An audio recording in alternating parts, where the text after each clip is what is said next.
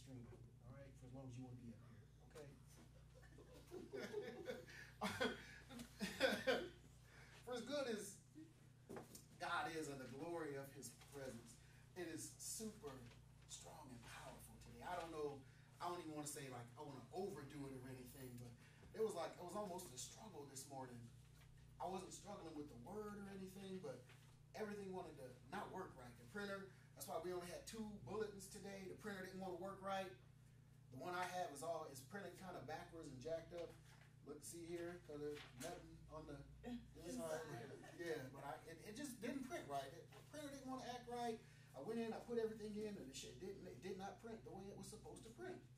I did everything right. I'm full confident of that. This time, I know there's been other times where I didn't do it. But today, for some reason, I don't know, it was just a matter of something wanting to come against. Something wanting to come against. But then as I thought about the message today, and it's actually a message God just gave me this morning, because I was meditating on something entirely different this week. But God gave me the message of this morning. Genesis chapter 32, verses 23 through 24. And it's going to be the entire, let me read the entire passage. Well, not the entire passage, but let's see. The account actually starts, what we're talking about here is Jacob. We know the story of Jacob. Jacob and Esau, the twins. Esau was born first. Esau had the birthright, which meant that he, of everything that their father had, the birthright meant that he got 2/3 of what the father had. Esau was a hunter. He was a hairy man, a big hairy man, and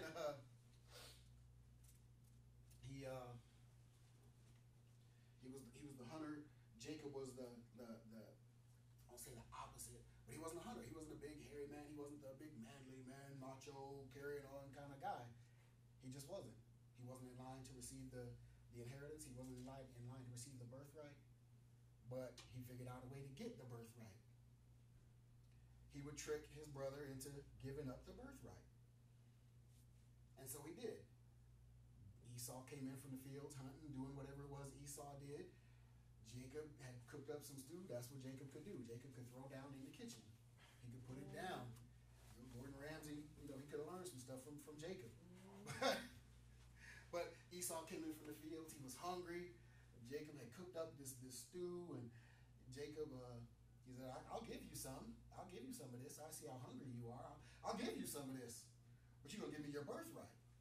See, now, if I had been Esau, I might have been in that spot too.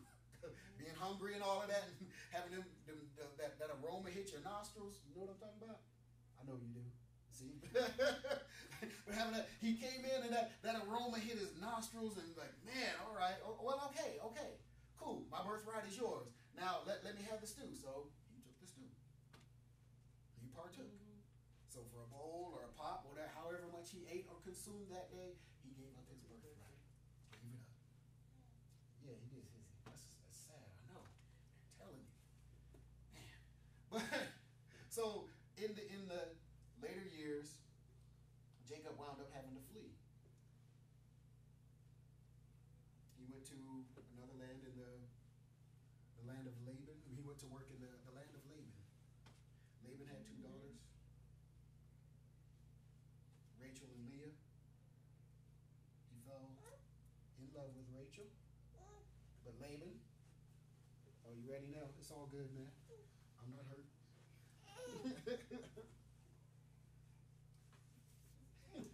That's all right. I'm not offended. But Jacob, he fell in love with Rachel. Laban tricked Jacob. So the trickster got tricked. He got played. He wanted Rachel. Laban said, "You will work 7 years, and I will give you Rachel." Jacob worked his 7 years, and at the end of those 7 years, Laban comes and is like, "Well, you didn't read the fine print, dog, because Leah, being the older one, has to get married first, so I'll give you Leah." Leah, no, he didn't want Leah, he wanted Rachel. He said, but for 7 more years of labor, I'll go ahead and give you Rachel.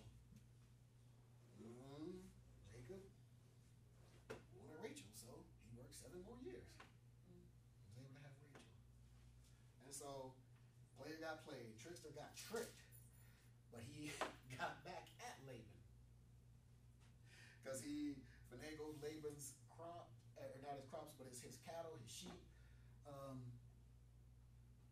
He told Laban, I'll work for you. I'll work I'll shepherd your sheep. And whatever sheep come up and are blemished, meaning they have some sort of spots on them or something like that, I'll keep those. And you keep the pure. You keep the unblemished. Now, naturally speaking, in a herd of sheep, the number of unblemished is going to greatly outnumber the blemished. But Jacob, the trickster, the trickster, con man, he took the unblemished sheep and he put before them these plants that had black spots, so that it caused them to have blemishes in their wool. And so, as this kept happening over time, remember he's working 7 years for Laban, so this is over and over and over again. Sheep, they reproduce the way they do. So he gets a lot more sheep with blemishes than Laban and his unblemished sheep. So Laban comes out, he's like, man, you got me. Oh, you got me.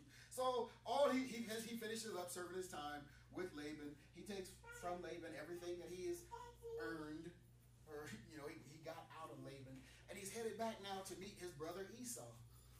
And he's actually worried about how Esau is going to react, because he's still got the birthright coming. Jacob still has the birthright coming. Esau is not happy about it. So he's preparing to meet Esau. So he knows that he's coming up to the point where he's going to meet Esau, and he puts all of his servants and all the cattle, and he's actually trying to smooth things over with Esau. So he's going to give Esau a gift. So he puts everything that he has for Esau way out in front of him. The gift and everything is out in front. After that is his servants, his cattle, all his stuff. So he's putting this big old buffer between him and Esau, so he can use all of this to determine how Esau is going to react. So he's got time. Well, if Esau is not reacting in a cool manner, okay, if he's going off, if he starts slaying and killing, he's got time to beat feet again. But here we go. And this is the very last step before he's getting ready to meet Esau. That's why we started with verse 23. It says, and he took them and he sent them over the brook, and he sent over what he had. So in the final step before getting ready to meet Esau, he sends everybody and everything over there, and he's basically left alone. And verse 24 says, then Jacob was left alone, and a man wrestled with him until the breaking of day. Jacob was the plotster, man of plans, man of trickery. It was hard to get over on Jacob, even though Laban did. he was a thinker. He was a planner. That's why he said everything forward. He was back there by himself. But what he did not plan, what he did not count on, was this man coming out of nowhere and engaging him wrestling. And I love the fact here that it just says, and wrestled with him until the break of day. The man just came up to him and started. He's sent everybody forward. He's back. He's chilling. He's hanging back, and it's just him and his thoughts. And he's thinking about, well, if Esau reacts this way, I'm gonna do this, and if he reacts that way, I'm gonna do that. Blah blah blah. He's got plan A and plan B, probably C through F, all in place. And he's thinking, but all of a sudden, this man just comes up and they start wrestling. Contention comes out of nowhere. It comes unexpectedly. When you think your plan, you're all good to go, you've set your plan in action, contention comes from nowhere. And it wasn't a short match. They wrestled until the breaking of day. Now, Jacob has sent all his stuff, and everybody, he sent them forward. And as it's not that he was doing this at midnight. He wasn't doing it already early in the morning. It was like the late evening. He was carrying all of this out because he was going to take some time, hang out, get a good night's sleep, and then press forward and meet Jacob, meet Esau, so he could be refreshed and all of that. But a man wrestled with him until the breaking of day. He wrestled all night. They wrestled all night. He was preparing to go to sleep. He was preparing to get some rest and refresh himself. And this man came out of nowhere and they wrestled all night. They weren't thumb wrestling. They weren't arm wrestling. They weren't leg wrestling. When you're a kid, use leg wrestling. You do the 1, 2, 3 and hook legs and see who can flip the other one over. I was undefeated leg wrestling. I'll tell you that right now. But they were not they were wrestling. There was some contention going. Not that WWE stuff. The man didn't come with an aluminum chair and they smacked him across the back. They were wrestling. The real deal. It was going down. They were throwing down. They were wrestling the night, all night long. See? Verse 25. Now when he saw that he did not prevail against him, he touched the socket of his hip, and the socket of Jacob's hip was out of joint as he wrestled with him. It doesn't say what point this happened, but at some point during their wrestling, through the night, during their contention with one another, through the night, the man saw that he was not prevailing against Jacob. Jacob was a trickster, but apparently Jacob could fight. Jacob could fight. We were talking at work the other day, and we were talking about fear versus anger. Fear speed versus anger speed. Who's faster? It all depends on the person. If you're a big old fraidy cat, your fear speed is going to be greater than somebody's anger speed. Okay? But if you're just Hulk angry, where it gets you like that, then your anger speed is going to be faster than somebody's fear speed. Same thing with strength. Your fear strength. Is your fear strength that strong to where you're going to be able to fight your way out? Or is somebody's anger, Hulk strength, going to be that much stronger? We don't know what type of strength Jacob was operating off of here, but he had enough to contend with this man all night long, to where he didn't prevail.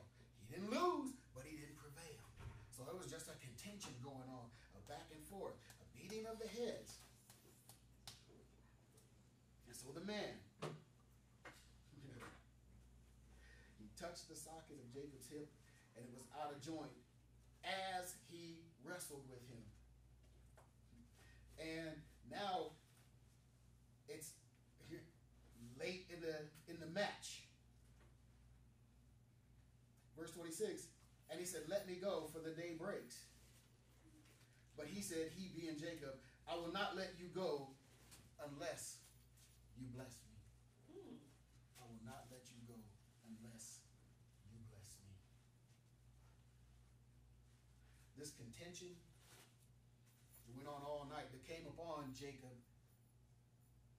unexpectedly and suddenly. He had no time to prepare for it. He hadn't carved up. He hadn't hydrated properly. But they've been contending all night long. And now the man says, "You know what? Let me go. This contention can be done. Let me go, for the day is breaking." Jacob says, I didn't go this far to just stop. I didn't go this far just to stop. Jacob said, "Guess what? You ready to go? I'm not. We're going to continue this unless you bless me. Unless you bless me." And then the Hebrew word that they use for blessing here, there's a whole lot of different words that they use throughout the Old Testament for the word blessing. We learned last week that it was the word Esher, and it means happy. Blessed is the man. Happy is the man who trusts in the Lord. Blessed, happy. That's out of Psalm 84 that we went through last week. In this spot, Jacob says, we've contended all night. Now I'm not letting you go unless you bless me. I'm getting something out of this. I'm not letting you go unless you bless. Now, and you done jacked up my hip too? No, I'm not. We have contended all night, and you touched my hip, and now my hip is out of joint. No, this contention does not end unless you bless me. Jacob saying, I'm willing to go on. I'm willing to continue this fight. I'm willing to continue this contention. I wasn't prepared for it. I didn't have time to get ready for it. But you know what? I'm not coming out of this with nothing. I'm not coming out of this with nothing.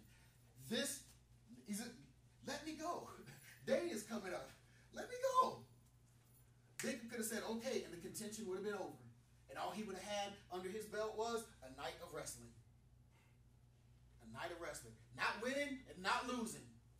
A draw. A tie. Nobody wants to end like that.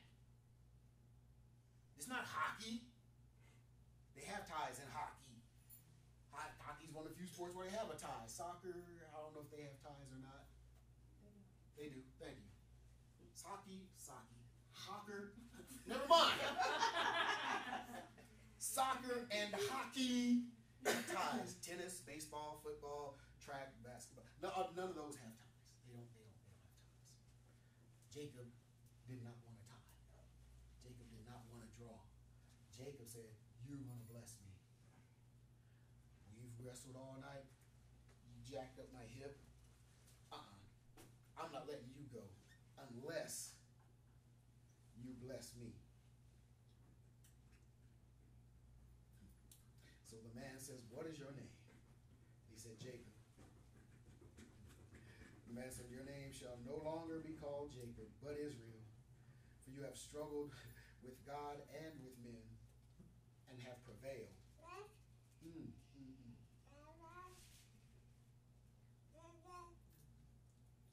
Read verse 28 again. He says, and he said, your name shall no longer be called Jacob, but Israel. For you have struggled with God and with men and have prevailed. You see, him declaring his desire to be blessed, he prevailed. He prevailed. He lasted. He contended until the man, didn't say angel, the word didn't say angel, until the man said, look, I'm about done. I'm getting ready to go.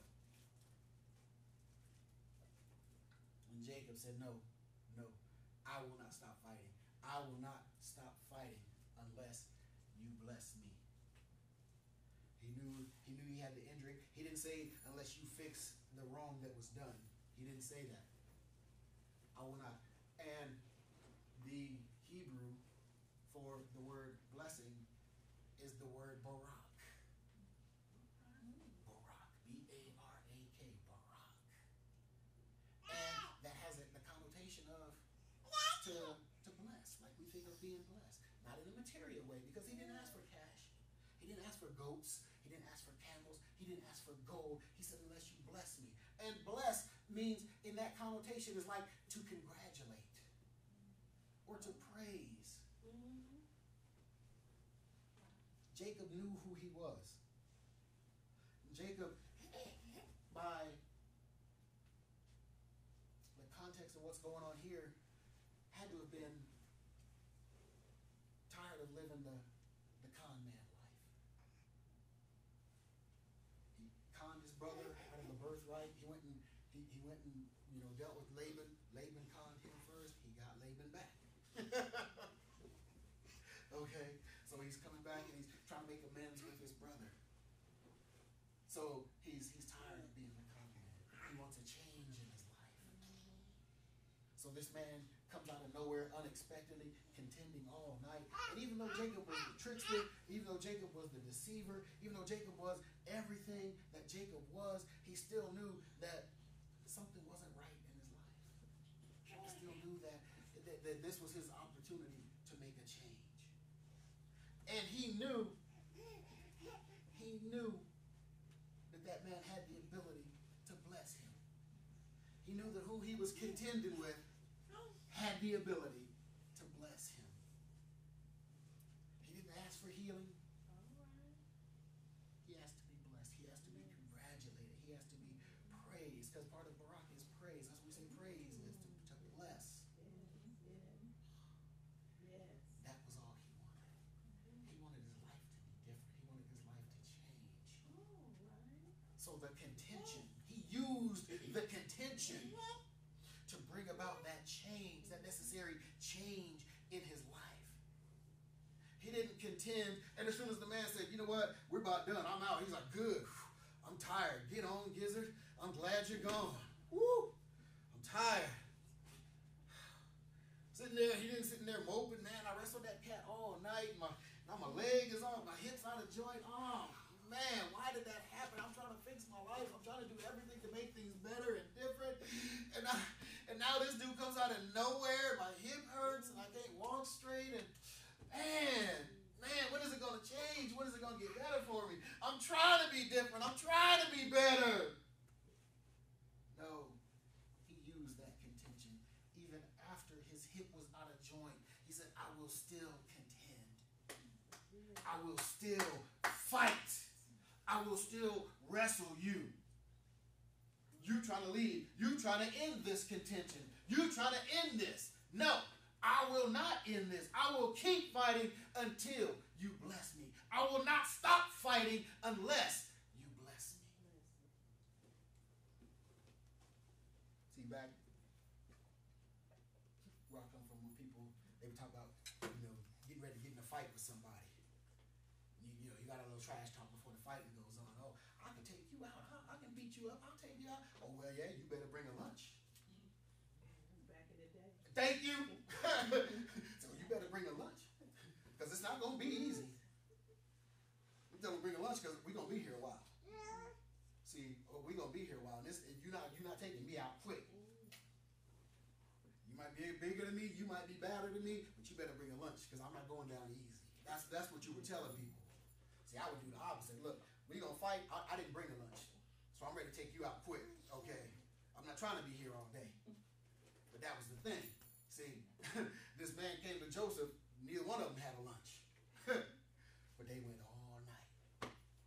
Joseph, who was unprepared, Joseph, who had not slept, who was preparing to sleep and rest, who had not prepared for the fight. Like I say, he hadn't carved up, he hadn't hydrated, he hadn't stretched, he hadn't warmed up, he hadn't done any of that.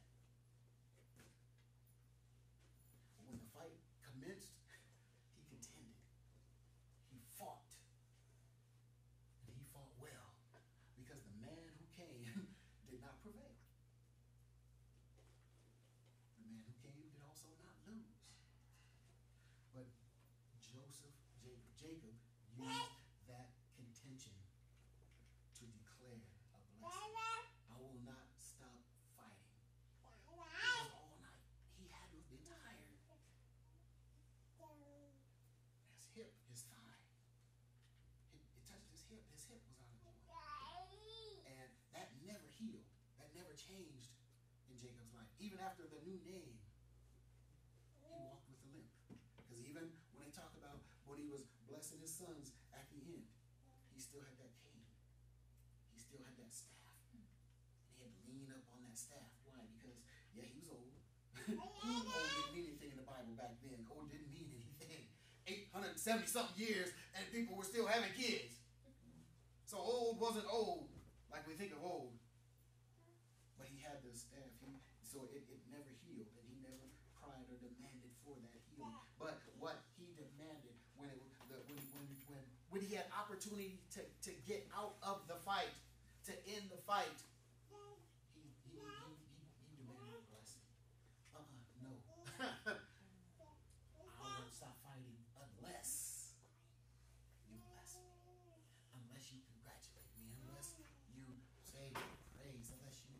so now the man, okay, all right. I'm ready to leave and you want blessings. All right, what's your name? What is your name? Jacob. Jacob means the deceiver. What is your name? He went right to what Jacob needed. When Jacob made that plea of his heart, he was saying, I need a change. I can't go on being the deceiver because it's too hard. You got to remember too much. Person who lies has to have a good memory because you got to remember what you told this person. Then you got to remember the lie that you told them to back that up. You got to remember all of that. People with good memories make bad liars. People with bad memories make bad liars. Y'all are listening good. See, that was a test. Y'all asked. Gold star for everybody. Amen.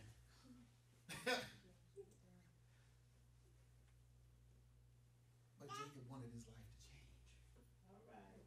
And the man, in fulfilling the blessing that Jacob needed, that Jacob demanded in his life, gave him the best change that he could give him. He had already changed his life because he jacked up his hip, put his hip out of joint, shrank his thigh bone, if you will. That's what the verse was on to say.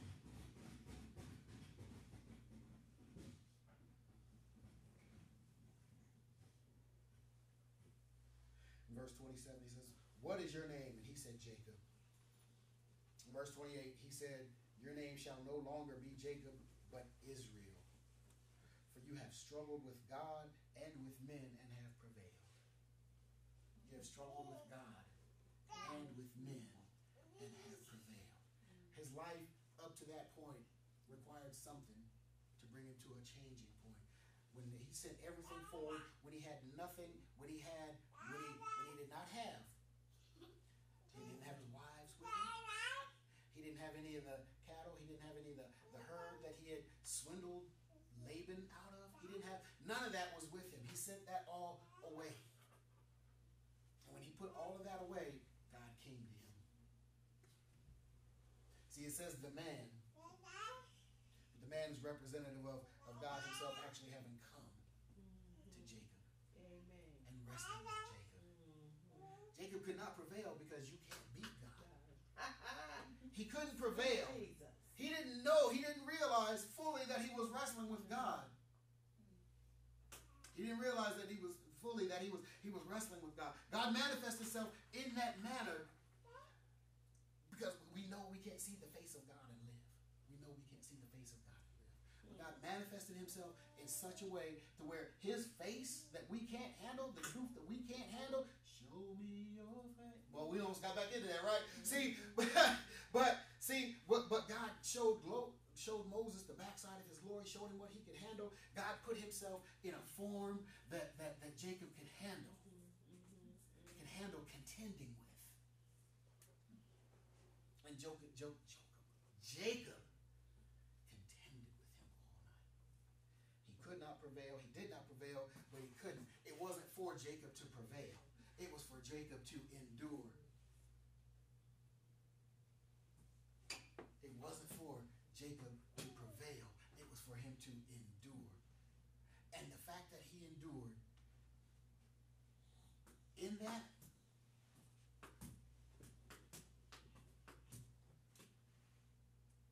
okay, just me saying, that if Jacob had said, okay, when the man said, it's almost daybreak,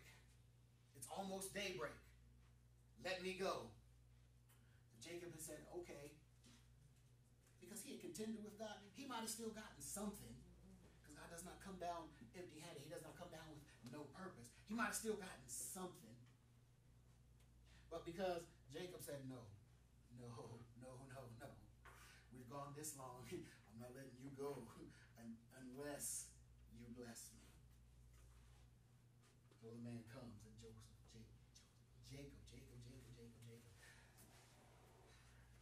What is your name? My name is Jacob. Your name shall no longer be Jacob. And we know in the word that when your name gets changed, something is different.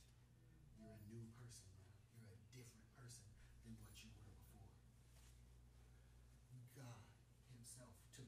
deceiver, took the trickster, took the con man, took the one that you probably wouldn't do well to trust, and made him the father of many nations. Amen. Made him the father of many nations. The children of Israel, the sons of Israel, became the nation of Israel. And that, he was the one who was basically the continuance of the springboard of the promise that God had given to Abraham. Amen. The father of many nations. The father of many nations. Two generations after that, because Abraham, Isaac, and Jacob. So 2 generations was all it took for God to blow it up. Abram never saw it, but God did it. Did it anyway because it was a promise, and it happened. And here it is. So now from Abram, the father, to Isaac, the son, the fulfillment of the promise. Now to the trickster, to the one that if we were doing it, if we were picking the one who was going to do it, we wouldn't have picked Jacob. We wouldn't have picked Jacob, just like we wouldn't have picked Job, just like we wouldn't have picked David out of all the sons. But God chose Jacob. God chose the deceiver. The transformed deceiver now becomes the father of many nations.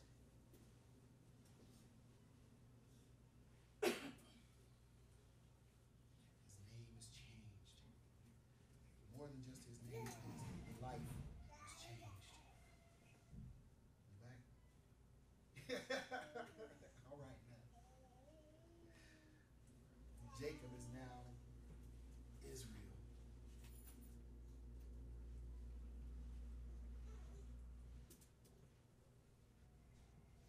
This is because you have struggled with God and man and have prevailed.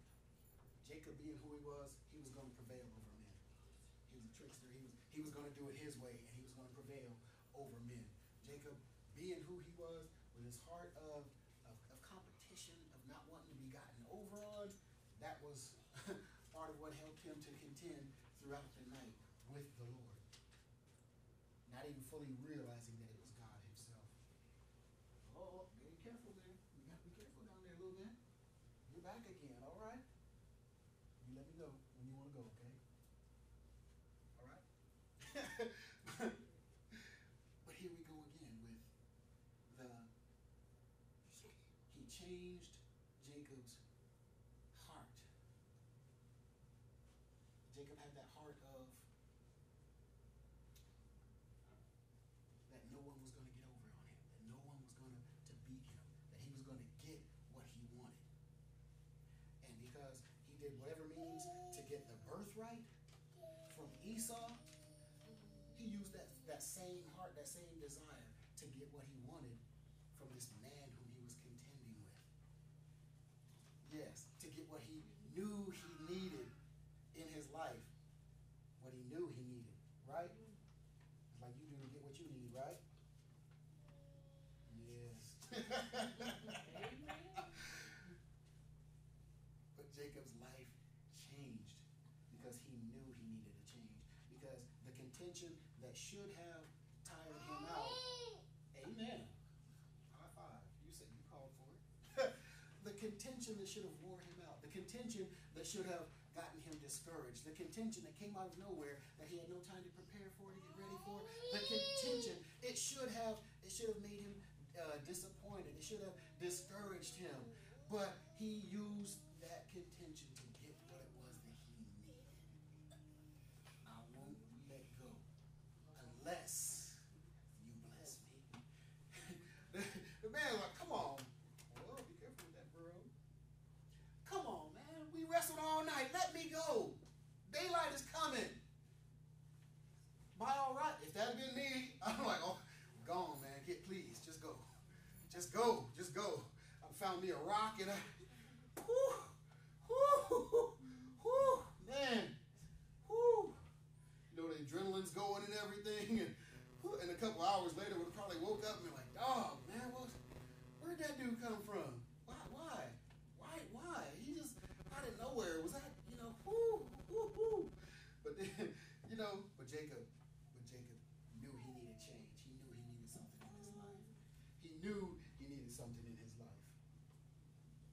put a demand.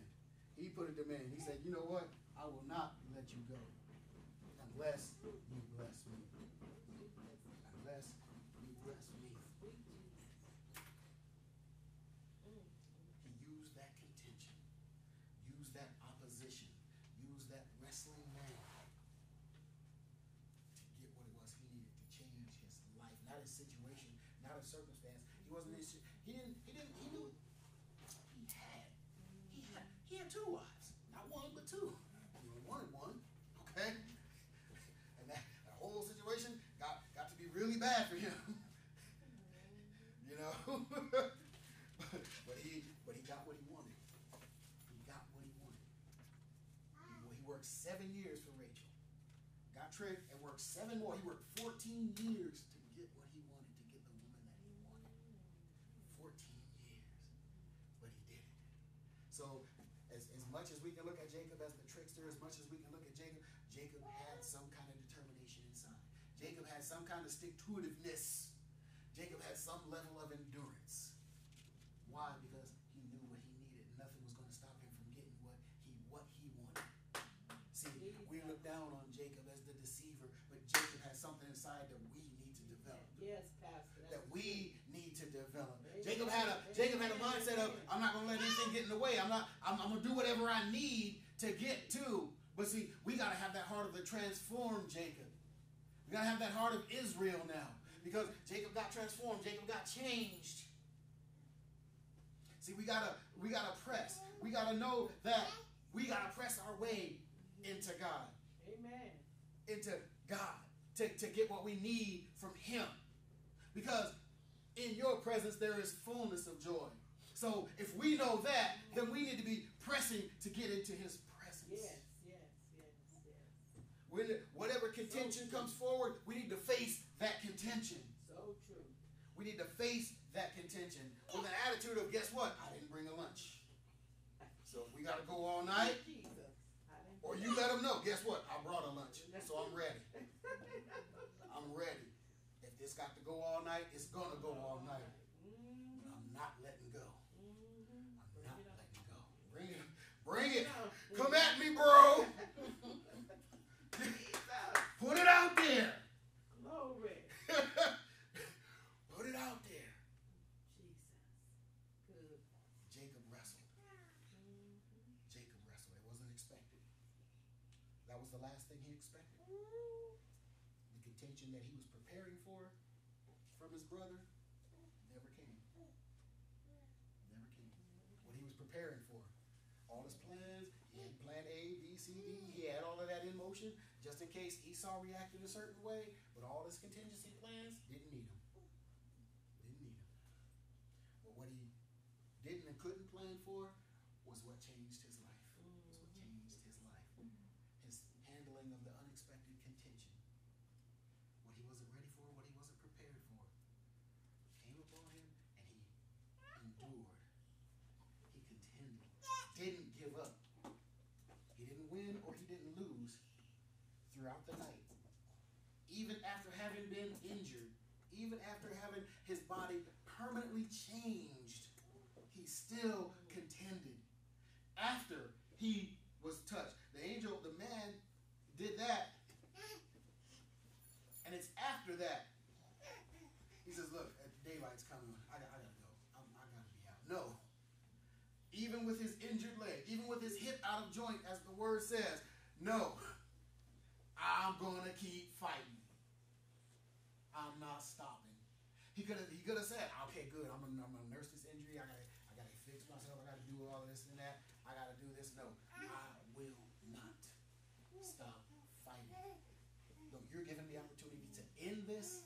It will not end unless you bless me. Contend. Fight. Don't give up. Don't give up. No in your heart. No. Jacob did everything based on knowing, on having a confidence. Had any doubt or fear creep in to Jacob at any point, he would have lost. He would have lost. But Jacob's attitude of being a fighter, of being a contender, of saying, you know what? No one's going to get That's the attitude you have as a con man. That's the attitude you have in order to be able to carry out the things that Jacob carried out. He was in the position. He was in the underdog position, the second place position, but he maneuvered himself to get in first with the birthright. He maneuvered. He put himself in position to be able to get it. Esau could have said no. Jacob would have probably come up with another plan. Another plan. Something else. You know, if the stew didn't work, maybe some red velvet cake will work. I don't know. It might have worked. You know, some banana cream pie. He would have had me in. Okay? I said no to the stew. Banana cream pie. Okay, you got me, dog. You had it right. But he just had that mindset of not accepting where he was. Not accepting what his position told him he was in. He said, no, I want the birthright. I'm going to get the birthright. He cheated his way up there, and God's not calling us to cheat, but he's calling us to have an attitude of not accepting where we are. If you're in a time of hardship, don't accept where you are. Don't walk around, don't talk like that's where you are. Like that's your permanent position. Like that's your permanent spot, because as soon as you do, it will become that. Don't walk, don't talk from a position of defeat. As God's children, we walk, we operate, we fight from a position of victory. Act like it. Act like it. Bring your lunch. Get ready.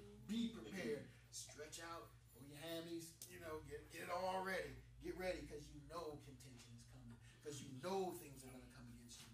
We have an enemy out there. We have an enemy out there who is cunning and who is persistent. And as long as he can see that he got a little victory here, he's not satisfied with a little victory. He's not satisfied with one. He wants two. When he gets two, he wants three. When he wants three, he wants six. When he wants six, he gets 9. So he's not going to stop. He's not going to stop. He's not going to get that little one and then go all happy off. Woohoo, I got my one. I got my one. No, he's going to go for 2. We got to have that attitude that you're not getting one. You're not getting one in here. I brought my lunch. I'm ready. I'm ready. And I will not stop fighting. The enemy can't bless us. He can't. He can't. But this is the thing. When Jacob was all by himself, God came to him in the form of that man and contended with him. And contended with him. So, all the contention we have is not always from the enemy. Some of the things that God allows to come upon us, that contention, is so that we'll fight. So that we'll fight. So that we will endure. So that we will ask for that blessing. So that we'll demand that blessing from God. So have that attitude of fight. Have that attitude that you're not going to quit, that you're not going to give up. Because there's no blessings on the other side of quit. There's only loss. What's on the other side of quit? Quit. What can you say at the end of after you quit? Guess what? I quit. Not, I started. Why'd you start if you didn't finish? So what? Starting. So what? I quit. Finish. Press to the end. Finish. Contend. Fight. When all else gets hard, remember